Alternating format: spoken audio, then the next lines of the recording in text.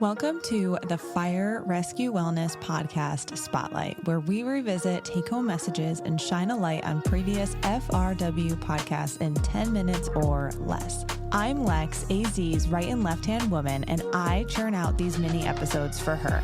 Let's go.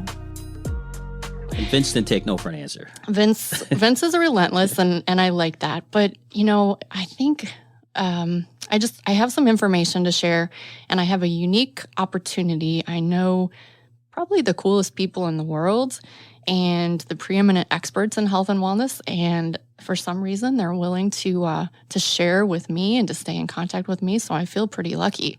Well, if you have valuable information, starting a podcast allows you to cast that wide net and get the people that you wouldn't be able to connect with through traditional means without you physically having to get there.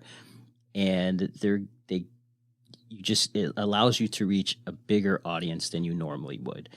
And, without that connection that you and I had, we talked about some commonalities that we knew some mutual people with sleep recovery, and that started that conversation. And then you allowed me to join in on that Zoom conference. Yes, that was fun. Yeah, that was great. And it we hadn't spoke for a while, and then you contacted me about a podcast, and that was it. That was it. It was over. Yeah.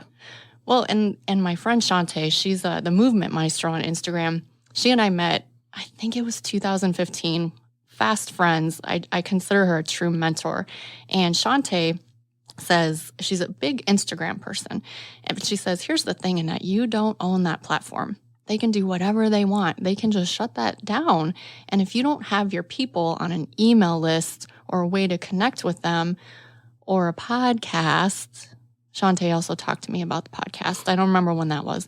And so finally, I just thought, you know what? There's people out there doing it that have maybe even less to offer than I do. So why am I not doing it? So here we are. Yeah, I mean, you never know what will resonate with certain people, right? And you have to say things more than once. If you say it once, 1% of the people might hear it. And when they hear it, it might not resonate with them. But if you keep saying it, if you keep giving the message, eventually it's going to hit. And you never know, like, if the first time they're listening to it, they're not receptive. They may not be concentrating on what you have to say.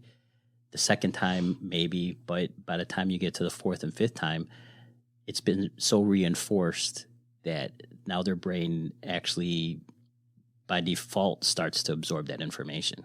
Like when people tell me I should start a podcast. Yeah, look, how many times did that take before we got you here sitting down in front of this microphone? It's been a long time coming. I know.